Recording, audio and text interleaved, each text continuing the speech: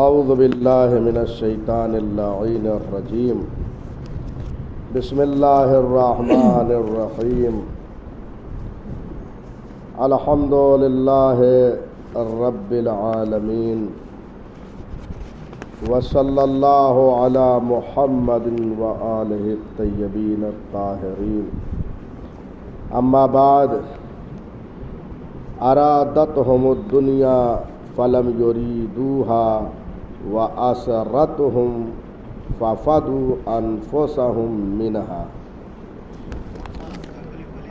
متقین کے صفات بیان ہو رہے ہیں۔ امیر المومنین نے 110 صفات نہج البلاغہ میں بیان فرمائے۔ خطبہ نمبر 191 اور 193 اختلاف کے ساتھ، بعض کتابوں میں 191 ہے، بعض میں 193 ہے۔ گفتگو یہاں تک پہنچی ہے، متقین جو ہیں دنیا انہیں چاہتی ہے لیکن وہ دنیا کو نہیں چاہتی۔ بے شک دنیا ان کے پیچھے آ رہی ہے، بھاگ رہی ہے، لیکن وہ دنیا کے پیچھے نہیں جاتی، وہ آخرت کی طرف توجہ رکھتے ہیں۔ ایسا نہیں دنیا سے کچھ حاصل نہیں کرتے، دنیا سے اپنی ضرورتوں کو پورا کرتے، اس سے پہلے گفتگو ہوئی تھی، لیکن دنیا پر یہ آخرت کو ترجیح دیتے ہیں۔ یہ زر کو بر کے دنیا ان کے پیچھے دوڑ رہی ہوتی ہے، لیکن وہ دنیا کو منہ نہیں لگاتی ہے۔ کیا کہنا چاہیے؟ اور اسی کو زہد کہتے ہیں، یعنی دنیا کو منہ نہ لگانا، دنیا سے بے رغبتی اختیار کرنا، اسی کو زہد کہتے ہیں۔ زاہد جو دنیا سے کنارہ کش ہو جائے وہ زاہد ہو جاتا ہے۔ اور خود زہد کی تعریف جو امیر المومنین نے بیان فرمائی ہے بہت ہی جامع اور معنی تعریف ہے۔ قرآن مجید کی ایک آیت کو پیش کیا ہے اور فرمایا ہے کہ الزہد کلہ من کلمتین، زہد جو ہے 2 کلمے پہ مشتمل ہے۔ زہد جو ہے 2 کلمے میں خلاصہ کیا گیا ہے قرآن مجید میں۔ وہ کیا ہے؟ امام نے قرآن مجید کی آیت کو پیش کیا ہے، لِكَيْ لَا تَأْسَوْا عَلَىٰ مَا فَاتَكُمْ وَلَا تَفْرَحُوا بِمَا آتَاكُمْ۔ زہد یہ ہے کہ اگر انسان کو کوئی چیز نہ ملے تو اس پر افسوس نہ کرے۔ کیا کہنا چاہیے؟ بھائی دنیا میں بہت ساری چیزیں ہیں، لوگ چاہتے ہیں کہ ہمیں یہ مل جائے، بہترین مکان مل جائے، بہترین گاڑی مل جائے، کون نہیں چاہتا؟ غور فرما رہے ہیں؟ لیکن اگر نہ ملے تو متقین وہ ہوتے ہیں جو افسوس نہیں کرتے، اور اگر مل جاتی ہے تو بہت خوش بھی نہیں ہوتی۔ غور فرما رہے، دیکھ رہے ہیں زہد کیا ہے؟ 2 کلمے میں۔ اس کا مطلب یہ ہے کہ اگر کسی کو مل جائے اور مزاج نہ ملے تو ان پر یہ دیکھنا پڑے گا کہ متقی کی صفت صادق آ رہی یا نہیں، کیونکہ 2 کلمے میں امیر المومنین نے بیان فرمایا ہے۔ اور فرمایا اگر کسی نے ان دونوں پر عمل کر لیا تو زہد کے دونوں طرف اس نے عمل کیا ہے۔ یعنی اگر کوئی ممکن ہے ایسا ہو کہ نہ ملے تو اظہار افسوس نہ کرے تو یہ آدھا زہد ہے، لیکن مل جائے خوش ہو جائے تو دوسری طرف زہد اس نے حاصل نہیں کیا ہے۔ دونوں طرف یہ ہے کہ نہ ملے تو اظہار افسوس نہیں، مل جائے تو خوشی کا کوئی اظہار نہیں، یہ ہے زہد۔ اللہ وَأَسَرَّتْهُمْ فَفَدُوا أَنفُسَهُمْ مِنْهَا۔ ان کو جو ہے اگر دنیا اسیر کرے متقین کو تو یہ اپنے نفس کو، اپنی جان کو فدیہ دے کر جو ہے دنیا سے اپنے کو چھڑا لیتے ہیں۔ دیکھ رہے ہیں کتنی اہم بات ہے۔ آپ دیکھیں اللہ والے جو ہوتے ہیں اور متقی و پرہیزگار، انہیں بسا اوقات جو ہے سیاسی پارٹیاں بلاتی ہیں کہ دنیا کی طرف انہیں کھینچ لیا جائے. اور فرما رہے ہیں ایک متقی سماج میں معاشرے میں اثر رکھتا ہے. بے شک بے شک. جب اثر رکھتا ہے تو وہ چاہتے ہیں انہیں قید کر لیں، اور جیسے ہی وہ قید کرنا چاہتے ہیں یہ اپنے نفس کا فدیہ پیش کر دیتے ہیں، یعنی اپنے نفس کو اس سے بچا لیتے ہیں. ہمیں ضرورت نہیں تمہارے مال و دولت زر کو بھر کے اس دنیا کی، ہمیں کوئی ضرورت نہیں ہے. ممکن ہے اب یہ سیاست مدار جو دنیا میں پائے جاتے ہیں اس کی جان کے لیے خطرہ بھی بن جائیں، لیکن ایسے موقع پہ بھی اپنے جان کو وہ قربان کر دیتے ہیں. چنانچہ تاریخ اسلام میں ایسے شواہد موجود ہیں. امام حسین علیہ السلام سے یزید نے بیعت طلب کیا، اور وہ کیا چاہ رہا تھا کہ امام میری حکومت پہ سگنیچر کر دیں، لیکن امام نے کہا ہیہات من الذلہ. یہ ایک جملہ، ذلت ہم سے بہت دور ہے. جانتے ہیں تاریخ کا فقرہ کیا ہے؟ اس سے آگے کا بھی جملہ ہے جو ہم صرف ایک سنتے ہیں، ہیہات من الذلہ. امام نے فرمایا الا ان الدی ابن الدی قد رکضنی بین اثنتین بین السلۃ والذلہ وہیہات من الذلہ. دئی ابن دئی نے مجھے دو چیزوں کے درمیان اختیار دیا ہے، اور وہ یہ ہے کہ یا تو میدان جنگ میں اتر آؤں یا ذلت کے ساتھ بیعت کر لوں. امام نے فرمایا ہیہات من الذلہ، ذلت ہم سے دور ہے، یعنی ہم بیعت نہیں کر سکتے. خدا کی قسم قربان جاؤں، اب جو میں جملے کی شرح کر رہا ہوں اسے لیجئے، یقین جانیے یہ جملات لوہے دل پر لکھ لینے کے قابل ہے. جو امام نے ان الفاظ کو استعمال فرمائے ہیں اور گفتگو کا ہمیں سلیقہ دیا ہے کہ کیسے گفتگو کرنا چاہیے. دئی استعمال کیا، دئی ابن دئی. دئی اسے کہتے ہیں عربی زبان میں، لغت میں، ڈکشنری میں، جو شرعی طریقے سے پیدا نہ ہوا ہو، جو عقد کے ذریعے سے پیدا نہ ہو، اسے دئی کہتے ہیں. امام نے پوری حقیقت کو کھول کے رکھ دیا. بہترین الفاظ، ادبی اور پورے شجرے نسب کو ظاہر کر دیا. کیا کہنے کا اور کہا دئی صرف جس نے بیعت مانگی ہے وہی دئی نہیں ہے، دئی ابن دئی ہے. اس کے بابا بھی دئی. ہاں، اور فرما رہے ہیں کتنے اہم مسائل ہیں. کہا مجھے دو چیزوں کے درمیان جو ہے اختیار دیا ہے، یا تو میدان جنگ میں آ جاؤں اور یا تو ذلت کے ساتھ بیعت کر لوں. امام نے یہ نہیں کہا کہ میں میدان جنگ میں آؤں گا. غور فرمائیں، امام جنگ کا نام بھی نہیں لے رہے ہیں. یعنی اسلام میں جہاں تک ممکن ہو جنگ سے اپنے کو بچایا جائے. امام نے یہ کہا ہیہات من الذلہ. چاہتے تو یہ کہہ دیتے کہ میں میدان میں آ جاؤں گا اور جنگ کروں گا، لیکن کیا کہا ہیہات من الذلہ، ذلت مجھ سے دور ہے، میں بیعت نہیں کروں گا. اب تمہیں اختیار ہے، اگر میدان جنگ میں آؤ تو میں بھی آ جاؤں گا. اور فرما رہے کہ تم یعنی کیا احتیاط ہے کلام معصوم. یہ سب شرحوں کی ضرورت ہوتی ہے ایسے کلمات. تو دنیا جو ہے انہیں قید کرنا چاہتی ہے، اور جب یہ قید کر لیے جاتے ہیں، یعنی تھوڑی دیر کے لیے اگر بلا بھی لیے جائیں درباروں میں، تو یہ سب کچھ ترک کر دیتے ہیں. ایک معنی اپنے نفس کا فدیہ کر دیتے ہیں، قربان کر دیتے ہیں، یعنی دنیا کو چھوڑ دیتے ہیں. ایک معنی یہ کیا گیا.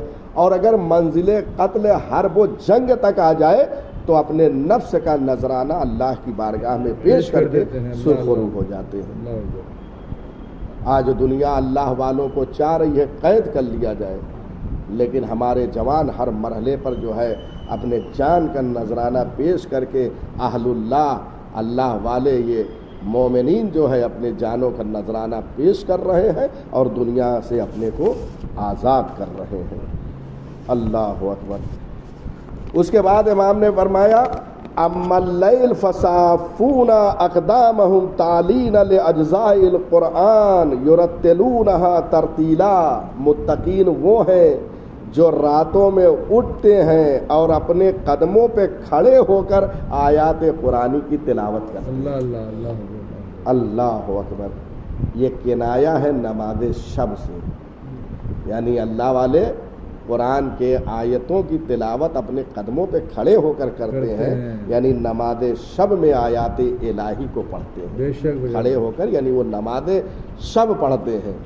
بس متقین کی ایک صفات یہ ہے کہ وہ نماز شب پڑھتے ہیں. دوسرا معنی بھی کیا گیا ہے، وہ راتوں میں قیام کرتے ہیں نماز شب کے لیے، نماز شب میں آیات الہی کو پڑھتے ہیں اور خود قرآن مجید بھی اس کے بعد پڑھتے ہیں، یعنی قرآن مجید کی آیتوں کی تلاوت کرتے ہیں. اور تلاوت کیسے کرتے ہیں؟ یرتلونہا ترتیلا، بہت آہستہ آہستہ، ٹھہر ٹھہر کے، آرام آرام سے. تمام اس کے وقف وصل جو قرآن مجید میں ہے اس کی رعایت کرتے ہیں اور معنی و مفاہیم پہ تدبر کرتے ہیں. اسے ترتیل کہتے ہیں. ترتیل کا معنی ہے آہستہ پڑھنا، وقف وصل کی رعایت کرنا اور معنی و مفاہیم میں قرآن کے غور و فکر و تدبر کرنا.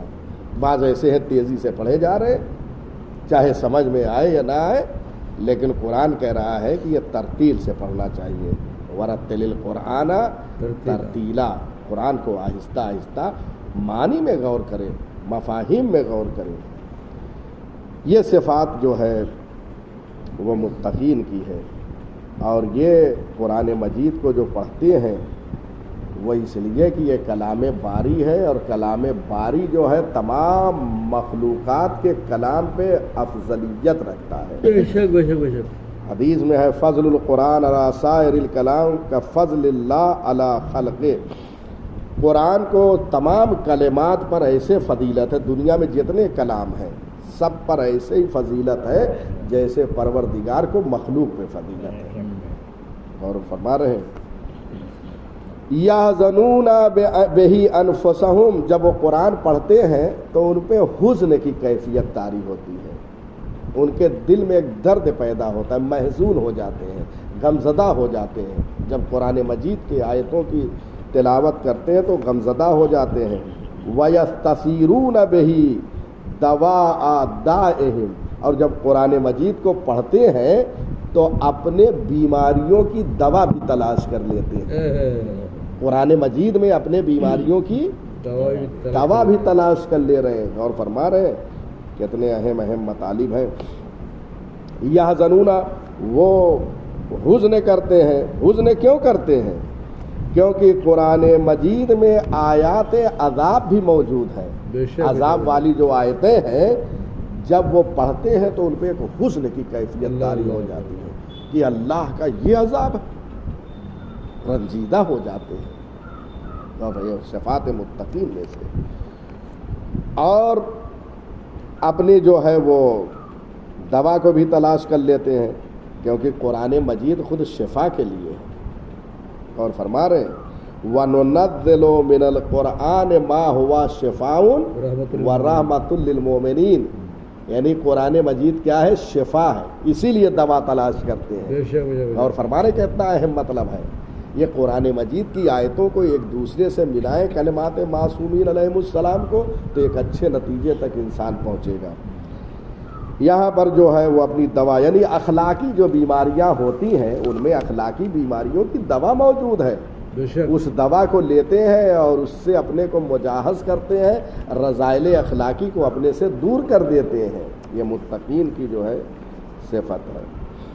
فَإِذَا مَرُّوا بِآيَةٍ فِيهَا تَشْوِيقًا رَكَنُوا طَمْعًا، جب وہ ایسی آیت پہ پہنچتے ہیں قرآن مجید میں جس میں تشویق ہے، ترغیب دی گئی ہے، جنت کا ذکر ہے، ثواب کا ذکر ہے، جب ایسی آیتوں پہ پہنچتے ہیں تو ان آیتوں کی طرف وہ جھکتے ہیں، یعنی ان کا دل کھینچا جاتا ہے اس کی طرف کہ یہ ہمارے لیے ہے، شاید اللہ نے ہمارے لیے رکھا ہے.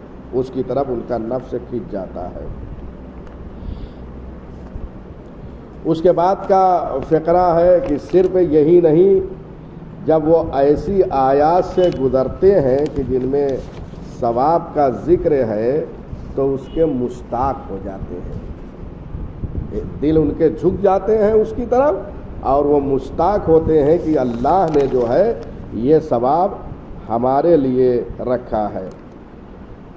وَظَنُّوا أَنَّهَا نُصَبَ أَعْيُنَهُمْ، اور وہ جو ثواب ہے اس کو اپنے نگاہوں کے سامنے وہ دیکھنے لگتے ہیں، یعنی جنت جو ہے ان کی نگاہوں کے سامنے مجسم ہو جاتی ہے اور اس کو وہ دیکھ رہے ہوتے ہیں، جنت کو اور ثواب کو، جو کچھ اللہ انعام دینے والا ہے اس کو دنیا میں اس طریقے سے شوق سے ادھر دیکھتے ہیں گویا وہ چیز ان کے نگاہوں کے سامنے آ جاتی ہے۔ اللہ اکبر۔ یہ سب مطالب ہیں جس میں امیر المومنین نے ہماری آنکھوں کو کھول دیا ہے کہ ایک جو ہے متقی اور پرہیزگار کو کیسے قرآن مجید کے آیتوں کی تلاوت کرنی چاہیے۔ آیت یوں ہی گزر کے جہاں ثواب کی آیتیں ہیں وہاں ٹھہر جائے اور تدبر کرے اور اس کی طرف غور و فکر کرے، ادھر رجحان رکھے، ایسی کیفیت جو طاری ہو۔ روایت میں لا خیر فی عبادت لیس فیہا تفقہ، یعنی اس عبادت کا کوئی فائدہ نہیں ہے جس میں غور و فکر نہ ہو، یعنی تلاوت کلام ربانی یہ بھی جو ایک عبادت ہے، اگر غور و فکر نہ کرے تو اس پڑھنے کا کوئی فائدہ نہیں، اس لیے کہ انسان پڑھ رہا ہے تاکہ ان کی آیتوں سے اپنے کو سنوارے، اپنی زندگی کو بہتر بنائے۔ یہ قانون الہی ہے، یہ اسی لیے آیا ہے قرآن، تاکہ انسان اپنے کو بہتر بنائے۔ بہرحال یہیں پہ اکتفا کرتے ہیں، انشاءاللہ آئندہ جو ہے وہ مطالب آئیں گے اور بھی صفات امیر المومنین نے بیان کیے ہیں۔ انشاءاللہ پروردگار کی بارگاہ میں یہ دعا ہے کہ ہم میں وہ صفات جو موجود ہیں اس پہ تو شکر پروردگار کر رہے ہیں، لیکن جو صفات موجود نہیں ہیں یہ ماہ مبارک رمضان میں تجھ سے عہد کرتے ہیں پروردگار اپنے وجود کے اندر ان صفات کو نافذ کرنے کی کوشش کریں گے، اور اس میں تو ہماری مدد فرما، ہمیں کثرت سے تلاوت کلام ربانی کی توفیق عنایت فرما۔ میرے اللہ جو قرآن سے دور ہیں، تلاوت سے دور ہیں یا تلاوت کر رہے ہیں لیکن معنی و مفاہیم سے دور ہیں، پروردگار جو نہیں پڑھتے انہیں تلاوت قرآن کی طرف راغب فرما دے، جو تلاوت کر رہے ہیں انہیں معنی و مفاہیم کی طرف راغب فرما دے۔ میرے اللہ